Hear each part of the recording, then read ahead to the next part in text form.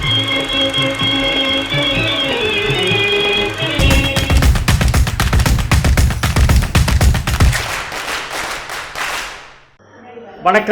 நான் உங்கள் மது பாலாஜி பேசுகிறேன்.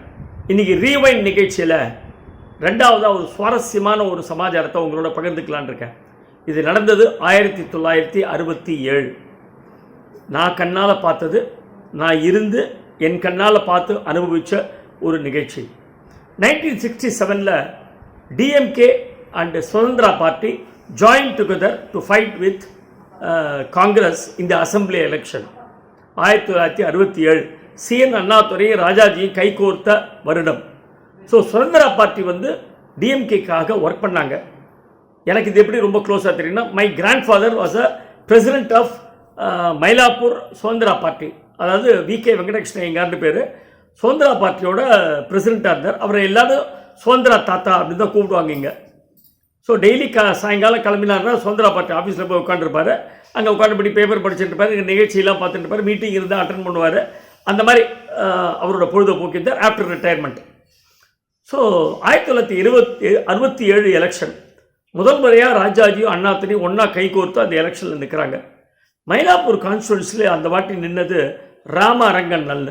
நீங்கள்லாம் கேள்விப்பட்டிருப்பீங்க, நிறைய படங்கள்லாம் எடுத்திருக்கார். மரோ சரித்ரா அது மாதிரி படங்கள்லாம் அவர் எடுத்திருக்கார். பாலச்சந்தருக்கு ரொம்ப வேண்டப்பட்டவர்.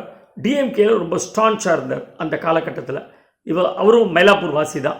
கபாலி கோயிலுக்கு தவிர நடுத்தரில் இருந்தார் அவர். அந்த அரங்கண்டல் தான் மயிலாப்பூர் கான்ஸ்டுவன்சிக்கு நின்றார் காங்கிரஸுக்கு அகெயின்ஸ்டாக. ஸோ எங்கள் தாத்தாவும் அந்த எலெக்ஷனில் ஒர்க் பண்ணார் சுதந்திரா பார்ட்டிக்காக. நாங்கள் இப்போ இருக்கிற கிரேசி கிரியேஷன்ஸ் குரூப் எல்லோரும் யங்ஸ்டர்ஸ். அப்போது எனக்கெல்லாம் 9-10 வயசு, மற்றவங்களுக்குலாம் எல்லாம் 14-15 அது மாதிரி வயசு. எல்லாருமே அந்த நோட்டீஸ் கொண்டு போய் கொடுக்குறது அப்படிங்கிறதுல நாங்கள் எல்லாருமே இன்வால்வ்டாக இருந்தோம் சுதந்திரா பார்ட்டி மூலியமாக. அப்போது 67 எலெக்ஷனுக்கு முன்னாடி நிறைய மீட்டிங் நடக்கும். அப்போல்லாம் ரொம்ப சுவாரஸ்யமாக இருக்கும் இந்த மீட்டிங்லாம். இப்போல்லாம் இன்ஃபேக்ட் எங்களுக்கே அந்த ஹேபிட் இல்லை, அடுத்த ஜென்ரேஷனுக்கு சுத்தமாக அந்த ஹேபிட்டே இல்லை, மீட்டிங்லாம் போய் பார்க்குற ஹேபிட்டில். நாங்கள்லாம் அந்த பீரியடில் யோசிச்சு பாருங்கள், 10 வயசு 11 வயசுல நான் தேடி தேடி போய் மீட்டிங்லாம் பார்ப்பேன். மயிலாப்பூரில் மந்தவழியில் நடக்கும், மாங்கூரில் நடக்கும், ராஜா அண்ணாமலைபுரத்தில் நடக்கும், அபிராமபுரத்தில் நடக்கும்.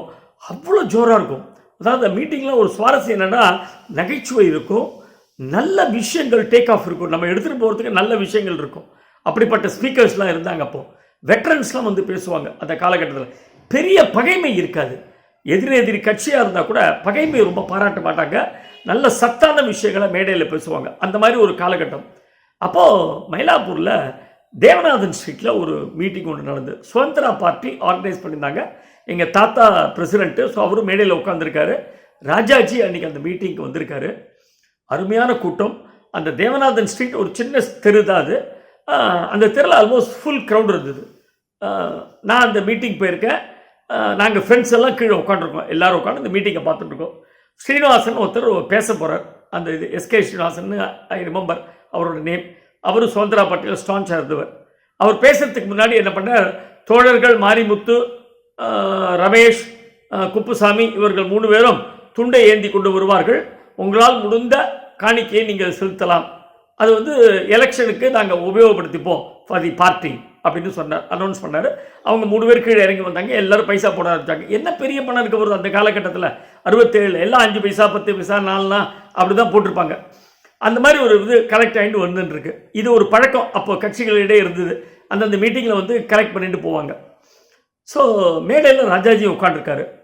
இந்த எஸ்கே சீனிவாசன் அந்த பணம் கலெக்ட் பண்ணி வந்த உடனே அந்த மூட்டையை அப்படியே எடுத்துகிட்டு ராஜாஜி கையில் கொடுத்துட்டு அவர் பேச ஆரம்பித்தார். அந்த எலெக்ஷனை பற்றி, ராம அரங்கண்ணலை பற்றி. அரங்கண்ணல் மேடையில் உட்காந்துருக்கார். ராம அரங்கண்ணலை பற்றி எல்லாரை பற்றி அவர் மேடையில் பேச ஆரம்பித்தார். டிஎம்கேவோட சாதனைகளை பற்றி, இது மாதிரி பவருக்கு வரணும் அப்படின்னு சொல்லிட்டு அதெல்லாம் பற்றி பேச ஆரம்பித்தார். காங்கிரஸுக்கு அகெயின்ஸ்டாக அதெல்லாம் அந்த மீட்டிங் நடந்துகிட்ருக்கு. இவர் பேசிகிட்டே இருக்கும்போது மேடையில் ராஜாஜி என்ன பண்ணார், அந்த மூட்டையை திறந்து அந்த காசை எண்ண ஆரம்பித்தார். 5 பைசா 10 பைசா 4 அணா 8 அணா அந்த மாதிரி இருக்குல்ல, 1 அணா அப்படியே எண்ண ஆரம்பித்தார். ஜனங்கள்கிட்ட ஒரு பெரிய சலசலப்பு. எல்லோரும் ஒருத்தர் பேச ஆரம்பிச்சு. சில பேர் சிரித்தாங்க, சில பேர் நையாண்டி பண்ணாங்க, சில பேர் என்ன இப்படி மேடையில் உட்காந்து இப்படி எண்ணின்னு இருக்காரு அப்படின்னு கோவப்பட்டாங்க. இதெல்லாம் நடந்தது. அவர் அப்படி ஓரக்கண்ணால் அதை பார்த்துட்டே அவர் வாட்டுக்கு எண்ணிகிட்டே இருக்கார். அவர் ஸ்ரீனிவாசன் பேசி முடிச்சுட்டு அடுத்ததாக மூதறிஞர் ராஜாஜி அவர்கள் பேசுவார் அப்படின்னா, இவர் அந்த மூட்டையை திருப்பியும் சுருக்கு போட்டார், போட்டு மேடைக்கு வந்தார், வந்து மைக் எடுத்துட்டார். நான் இப்போ வந்து திரு ஸ்ரீனிவாசன் அவர்கள் பேசும்போது நான் மேடையில் உட்காந்து அவர் கொடுத்த அந்த மூட்டையை நான் எண்ணி பார்த்துட்டு இருந்தேன். அதை பார்த்துட்டு நிறைய பேர் நீங்களாம் கமெண்ட் பண்ணிங்க, சில பேர் சிரிச்சிங்க, கோமா கூட இருந்தது சில பேருக்கு நான் பார்த்தேன். பட் ஒன்றே ஒன்று நீங்கள் புரிஞ்சுக்கணும், அவர் கட்சிக்காக பணத்தை கலெக்ட் பண்ணி எங்கிட்ட கொடுக்குறார். நாளைக்கு நான் போய் இந்த பணத்தை கட்சியோட அக்கௌண்ட்டில் கட்டணும். இதில் எவ்வளோ இருக்குதுன்னு அவர் மேடையில் சொல்லலை, சொல்லாமல் எங்கிட்ட அந்த மூட்டையை கொடுத்தார். இப்போ நான் எண்ணி பார்த்தேன், 235 ரூபா 85 காசு இதில் இருக்குது. அந்த மாதிரி ஒரு அமௌண்ட்டு சொல்கிறேன், அவ்வளோதான், அது மேலே கிடையாது. பட் நாளைக்கு காலையில் இதை கொண்டு போய் நான் வந்து சுதந்திரா பார்ட்டி அக்கௌண்ட்டில் நான் கட்டணும். சப்போஸ் நாளைக்கு நான் இதை எடுத்துகிட்டு போயிட்டு இந்த 235 100 ரூபா கட்டேன்னு வச்சுக்கோங்க, எஸ்கே ஸ்ரீனிவாசனுக்கு அது தெரிய போகிறதில்ல, பேசாமல் இருந்துருவார். நான் எடுத்துட்டா மாதிரி ஆகிடும். சரி, சப்போஸ் நான் இந்த 250 ரூபா எடுத்து போய் நான் கட்டிடுறேன். நாளைக்கு எஸ்கே ஸ்ரீனிவாசன் வந்து 500 சொச்சம் நான் கொடுத்தேன், அவர் 235 தான் கட்டினார் அப்படின்னு சொன்னார்னா என்னோட கிரெடிபிலிட்டி எடுத்துக்காருது. ஸோ நியாயம்னு ஒன்று இருக்கு இல்லையா? இப்போ நான் எண்ணி பார்த்துட்டேன், இதில் 235 ரூபா 85 காசு இருக்குது. இதை நாளைக்கு கட்டால் கட்ட போகிறேன். இவ்வளோ தான் நீங்கள் எல்லாருமா சேர்ந்து எனக்கு கொடுத்தது. இதை கிளாரிஃபை பண்ணுறதுக்காக தான் நான் எண்ணினேன் அப்படின்னு. அந்த வயசுலே எனக்கு ஒரு 9-10 வயசுல எனக்கு அது ஒரு பெரிய விஷயமா பட்டது. என் மனசில் ரொம்ப ஆணித்தரமாக பதிஞ்சுது. என்ன ஒரு ஒரு நாணயம், ஒரு மனுஷனோட நாணயம் எந்த லெவலுக்கு இருக்குது பாருங்கள். இன்றைக்கி பார்க்க முடியுமா அந்த மாதிரி பொலிட்டீஷியன்ஸை? நாம் கண்டிப்பாக பார்க்கவே முடியாது. எப்பேற்பட்ட பொலிட்டீஷியன் அந்த ஜனங்களுக்கு எதிராக அந்த கொடுத்த பணத்தை எண்ணி பார்த்துட்டு இவ்வளோ தான் நான் கட்டப்படுற நாளைக்கு இவ்வளோ தான் கொடுத்துருக்கார் அப்படிங்கிறத கிளாரிஃபை பண்ணேன். ஸோ மேன்மக்களே, என் வாழ்க்கையில் நான் அனுபவித்த ஒரு நிகழ்ச்சி. இந்த எபிசோடு வந்து மேன்மக்களே அப்படின்னு நான் முடிச்சிருந்தேன். பட் இந்த எபிசோடு முடித்த ஒரு 2 நிமிஷத்தில் என்னோடய ஃப்ரெண்டு திரு ரவி அப்பாசாமி அவர்கள்ட்டேருந்து எனக்கு ஒரு ஃபோன் கால் வந்தது. என்னோடய ரூமில் இப்போ யார் இருக்காங்க தெரியுமா? சிஆர் கேசவன் இருக்கார் அப்படின்னு. அவர் யாருன்னா ராஜாஜியோட பேரை. எனக்கு ரொம்ப சந்தோஷமாக இருந்தது. நம்ம இந்த எபிசோடு எடுத்துகிட்டு இருக்கோம், அப்போ வந்து ஃபோன் கால் வருது அப்படின்னு சொல்லிட்டு நான் இமீடியட்டாக I wanted to talk to him. அவர்கிட்ட நான் பேசினேன். அவர்கிட்ட இந்த மேட்டர் நான் ஃபுல்லாக சொன்னேன். அவர் பயங்கரமாக சிரித்து என்ஜாய் பண்ணார். Then he said one thing. அவர் என்ன சொன்னார்னா, நான் ஒரு சமாச்சாரம் சொல்கிறேன் கேட்குறீங்களான்னு. சொல்லுங்கள் சார் அப்படின்னா. ராஜாஜி வந்து கவர்னர் ஜெனரலாக இருந்துட்டு ரிட்டையர் ஆகிட்டு அவர் மெட்ராஸுக்கு திரும்பி வரார்.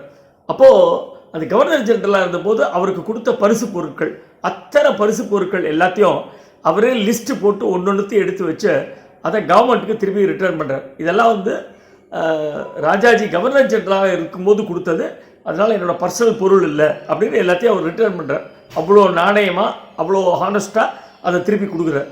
அப்போது அதில் வந்து ஒரு ஐவரி தடி ஒன்று இருந்தது, ஸ்டிக், வாக்கிங் ஸ்டிக் மாதிரி.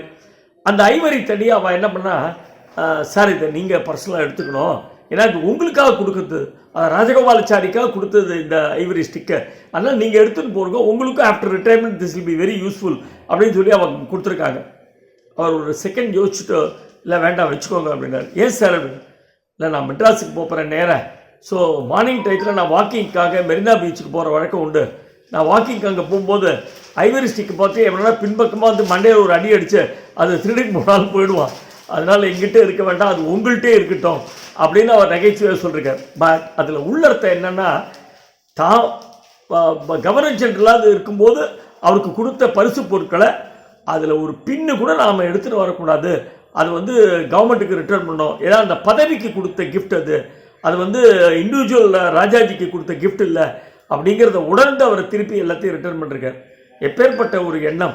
இந்த மாதிரி தலைவர்கள்லாம் இனிமேல் நம்ம எங்கே பார்க்க போகிறோம்? சான்ஸே இல்லை. Hope you would have enjoyed the show. அடுத்த ரீவைண்டில் நான் உங்களை சந்திக்கிறேன். அது வரைக்கும் நமஸ்தே.